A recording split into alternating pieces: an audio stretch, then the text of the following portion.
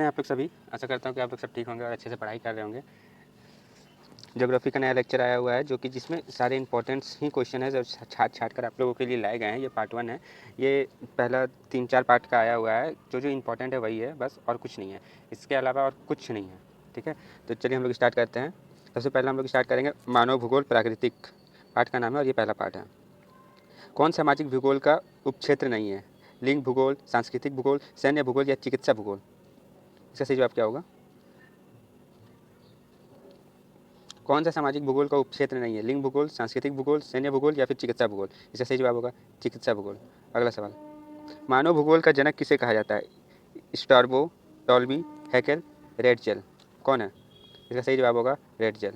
अगला सवाल, मानव भूगोल क्रियाशील मानव और अस्थायी पृथ्वी के परिवर्तनशील संबंधों का अध्ययन है। ये किसने कहा था? रिटर, रेडजेल, कुमारी सैंपल या टेलर? इसका सही जवाब होगा कुमारी सैंपल ने। अगला सवाल, निम्नलिखित में से कौन विद्वान मानव भूगोल से संबंधित नहीं है? सैंपल, रेडजेल, ब्रेंटेड, रेसल, हैंस्टिंग? इसका सही जवाब होगा ब्रेंटेड स्लेर। अगला सवाल, संभाववाद अवधारण में किस घटना को महत्वपूर्ण माना गया है? प्राकृतिक घटना, अमानवीय घटना, दोनों ए और बी, इनमें से कोई नहीं? इसका सही जवाब होगा दोनों ए और बी। अगला सवाल, नव निश्चयवाद से संबंधित कौन है? ब्लास, रेडजेल, हेम्बोल्ट, टेलर? इसका सही जवाब होगा टेलर। अगला सवाल, निम्नलिखित में कौन सा एक भौगोलिक सूचक का स्रोत नहीं है? यात्रियों के विवरण, प्राचीन मानचित्र, चंद्रमा से चट्टानों पदार्थों के नमूने, प्राचीन महाकाव्य? इसका सही जवाब होगा प्राचीन महाकाव्य, डी। अगला सवाल, प्राकृतिक और मानव के बीच पारस्परिक क्रिया का सबसे महत्वपूर्ण कारक है? बुद्धिमत्ता, तकनीक, समझ, बूझ, भाईचारा? इसका सही जवाब होगा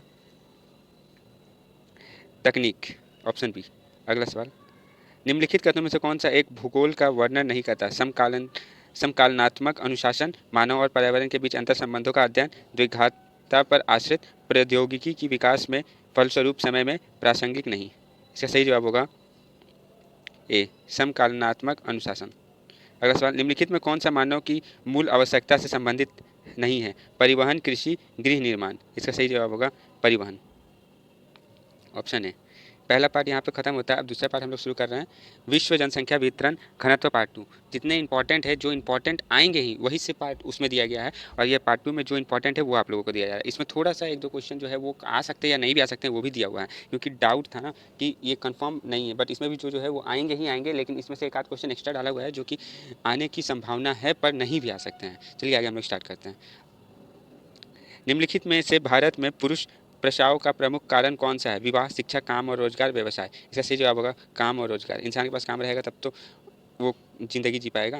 निम्नलिखित में से कौन सा क्षेत्र संघन जनसंख्या वाला है? दक्षिण पूर्वी एशिया, भूमध्य रेखा प्रदेश, ध्रुव प्रदेश, मरुस्थलीय क्षेत्र? इसका सही जवाब होगा ए, दक्षिण पूर्वी एशिया। अगला सवाल, मानव भूगोल क्रियाशील मानव और अस्थायी पृथ्वी के परिवर्तनशील संबंधों का अध्ययन ये किसने कहा? रिटर, रेडजेल, कुमारी सैंपल या फिर टेलर ने? इसका सही जवाब होगा रिटर ने कहा। अगला सवाल, जनसंख्या वितरण को प्रभावित करने वाले कारकों में सबसे महत्वपूर्ण कारक कौन सा है? स्थलाकृति, मिट्टी, प्राकृतिक वनस्पति या फिर जलवायु? इसका सही जवाब होगा ए। इसका सही जवाब होगा ए, स्थलाकृति। अगला सवाल, उच्च जनसंख्या वृद्धि दर वाला देश कौन सा है? यमन, डेनमार्क, स्पेन या फिर रूस? इसका सही जवाब होगा यमन, ए। अगला सवाल, किस वर्ष विश्व की मानव जनसंख्या 6 अरब हुई थी? किस वर्ष हुई थी? 1999 में 6 अरब हो गई थी। अगला सवाल, निम्नलिखित में से किस देश की जनसंख्या बढ़ने के बदले घटती जा रही है? कौन सा ऐसा देश है? ओमान, लाइबेरिया, लाटविया या फिर डेनमार्क? इसका सही जवाब होगा लाटविया की जनसंख्या घट रही है। निम्नलिखित में किस देश की जनसंख्या सबसे अधिक है? सबसे अधिक किसकी है? सरा अमेरिका, ब्राजील, बांग्लादेश या फिर इंडोनेशिया? इसका सही जवाब होगा अमेरिका। अगला सवाल, जनाकृति संक्रमण सिद्धांत किसने दिया है? मार्शल, आत्मसेन, नोएस्टीन, इनमें से कोई नहीं? इसका सही जवाब होगा सी, नोएस्टीन। अगला सवाल, निम्नलिखित में से कौन एक जनसंख्या परिवर्तन का कारक नहीं है? प्रवास, आवास, जन्म, मृत्यु? इसका सही जवाब होगा आवास, बी। अगला सवाल, प्रतिवर्ष और वर्ग कारक उत्तरदायी है प्रवास के लिए, भू निम्नीकरण के लिए, वायु प्रदूषण के लिए, गंदी बस्तियों के लिए। इसका सही जवाब होगा प्रवास के लिए। अगला सवाल, निम्नलिखित में कौन एक जन स्थानांतरण का आकर्षक कारक नहीं है? रहन सहन की निम्न दशाएं, रहन सहन की अच्छी दशाएं, शांति एवं स्थायित्व, अनुकूल जलवायु।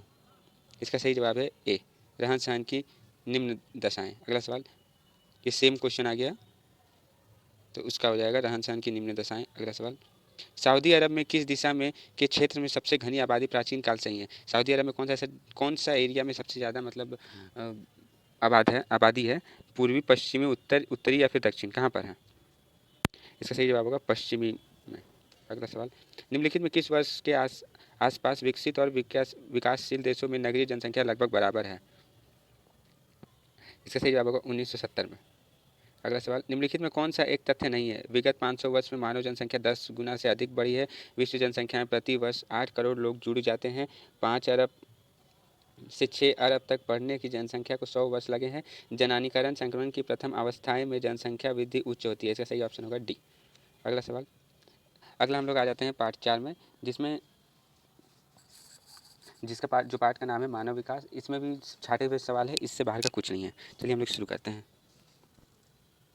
पहला सवाल, निम्नलिखित में से कौन जनसंख्या संगठन का अंग नहीं है? जनसंख्या का घनत्व, आयु संरचना, लिंग संरचना या साक्षरता। इसका सही जवाब होगा ए।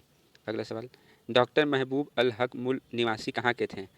भारत, पाकिस्तान, अफगानिस्तान या फिर इराक। इसका सही जवाब होगा पाकिस्तान के थे। इनमें से कौन मानव विकास का स्तंभ है? समता, सतत पोषणीयता, उत्पादकता, उपयुक्त सभी।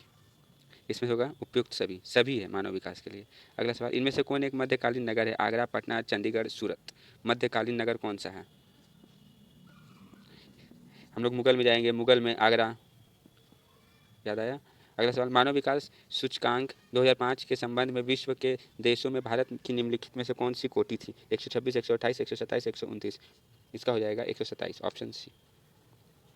अगला सवाल, विकासशील देशों की जनसंख्या के सामाजिक ढांचे के विकास एवं आवश्यकताओं की पूर्ति में कौन से प्रकार के संसाधन सहायक है? वित्तीय, मानवीय, प्राकृतिक, सामाजिक। इसका सही जवाब होगा सी, प्राकृतिक। अगला सवाल, निम्नलिखित में कौन सा देश विकासशील है? कौन सा देश विकासशील है मतलब कौन सा देश विकास कर रहा है? Japan, France, Nigeria, Australia. इसका सही जवाब होगा नाइजीरिया। अगला सवाल, निम्नलिखित में कौन सा मानव विकास के मूलभूत क्षेत्र हैं? स्वास्थ्य, संसाधन, शिक्षा, उपयुक्त सभी। मानव विकास के लिए कौन सा जरूरी है? सभी जरूरी है, स्वास्थ्य भी, संसाधन भी, शिक्षा भी। अगला सवाल, निम्नलिखित में से कौन मानव विकास का स्तंभ नहीं है? समानता, सततता, उत्पादक या जनसंख्या। जनसंख्या, जनसंख्या बढ़ेगी तो ज़्यादा आप लोगों को दिक्कत होगी, इसीलिए जनसंख्या जो है वो मानव विकास का स्तंभ नहीं है।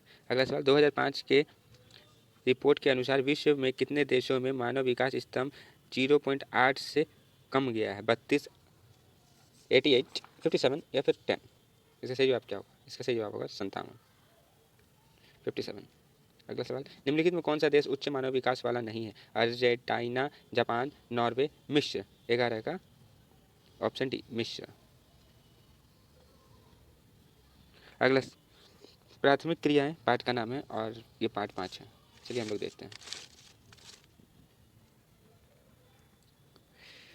निम्नलिखित में कौन सा खाद्य फसल है? खाद्य फसल कौन सा है? गन्ना, मक्का, चुकंदर या फिर कॉफ़ी। इसका सही जवाब होगा चुकंदर। चुकंदर जो है वो खाद्य फसल है। अगला सवाल, निम्नलिखित में कौन सा भू उपयोग स्वर्ग नहीं है? परती भूमि, निवल, बोया क्षेत्र, सीमांत भूमि, कृषि योग्य, व्यर्थ भूमि। इसका सही जवाब होगा सी, सीमांत भूमि। अगला सवाल, खट्टे रसदार फलों की कृषि संबंधित है? मिश्रित कृषि से, सघन कृषि से, भूमध्य सागरीय कृषि से, रोपण कृषि से। इसका सही जवाब होगा भू, ऑप्शन सी। अगला सवाल, निम्नलिखित में से कौन सी रोपण फसल नहीं है? कौन सी रोपी नहीं जाती है? कॉफ़ी, गेहूं, गन्ना या फिर रबर। इसका सही जवाब होगा गेहूं। इसमें तो बस गेहूं को क्या करते हैं कि हम लोग छींट देते हैं ना, इसमें रोपा तो कहाँ नहीं जाता है गेहूं को। अगला सवाल, सहकारी कृषि अधिक सफल रही है रूस में, डेनमार्क में, नीदरलैंड में या फिर भारत में। इसका सही जवाब होगा डेनमार्क में, ऑप्शन बी। अगला सवाल, यूरोपवासियों द्वारा अपने उपनिवेशों में किस प्रकार की कृषि का विकास किया गया था? मिल्पा, रोपण कृषि, मिश्रित कृषि, अंगूर की खेती। इसका सही जवाब होगा रोपण कृषि। अगला सवाल, निम्नलिखित में कौन सी एकल कृषि नहीं है? डेयरी कृषि, मिश्रित कृषि, रोपण कृषि, वाणिज्य अनाज कृषि। इसका सही जवाब होगा बी, मिश्रित कृषि। अगला सवाल, निम्न देश प्रदेशों में से किसमें विस्तृत वाणिज्य अनाज कृषि नहीं की जाती है? अमेरिका एवं कनाडा के प्रेरी क्षेत्र, अर्जेंटीना के पंपास क्षेत्र, यूरोपीय स्टेपी क्षेत्र, अमेजन बेसिन। इसका सही जवाब होगा डी, अमेजन बेसिन। यहाँ पर अनाज की कृषि नहीं करी जाती है। अगला सवाल, निम्नलिखित में से कौन से देश में गेहूं व चावल की अधिक उत्पादकता की किस्में विकसित की गई है? जापान तथा ऑस्ट्रेलिया, मैक्सिको तथा फिलीपींस, संयुक्त राज्य अमेरिका तथा जापान, मैक्सिको तथा सिंगापुर। इसका सही जवाब होगा मैक्सिको तथा फिलीपींस। अगला सवाल, सूक्ष्म कृषि में निम्न में से कौन सी फसल नहीं बोई जाती है? रागी, ज्वार, मूंगफली या फिर गन्ना। इसका सही जवाब होगा ऑप्शन डी, गन्ना। अगला सवाल, यहाँ पर हम लोगों का ख़त्म हो चुका है। अब ये है 1 से लेकर 5 तक के इम्पोर्टेंट क्वेश्चन जो कि हर साल रिपीट किए गए हैं, मतलब हर साल एग्ज़ाम्स में पूछे गए हैं। बस वही आप लोगों को करवाया जा रहा है। बस इसी तरह वीडियो को देखते रहें, वीडियो से पढ़ाई करते रहें। और आगे इसका पार्ट 2 आएगा, जिसमें इसके आगे के चैप्टर्स के इंपॉर्टेंट क्वेश्चन जो छाट कर लाए गए हैं वो आएंगे। चलिए, तो अगला जो भी होगा टॉपिक वो आप लोगों को पहले ही बता दिया जाएगा। अगर वीडियो अच्छी लगी तो लाइक और सब्सक्राइब जरूर करें, अपने दोस्तों के साथ शेयर करें। इसी तरह पढ़ते रहें। जय हिंद, जय भारत।